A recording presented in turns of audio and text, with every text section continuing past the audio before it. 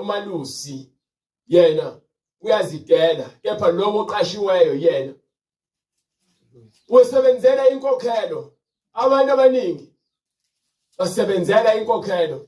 Ingakho uma kukhishwa umthetho ezweni ukuthi abantu besifazane bangathandana bodwa nabantu besilisa bangathandana bodwa, bangabi nankinga bona mayenzeke emabandleni abo loyo nto, ngokuba yini bayakhokhelwa.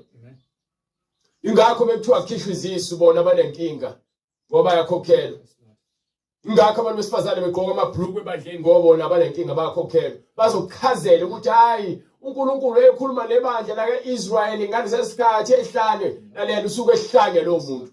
Suke ufuna ukuqonda ukuthi ke yini egcwalisiwe emthethweni. Kuyini okumyalelo ongaguquki, kuyini okumthetho ogcwalisiwe. Umthetho ogcwalisiwe nomyalelo ongaguqukiyo. Mokumele ukwazi lokho uzokwazi ngomoya oyingcwele oza kukholela eqinisweni lonke akufundise konke.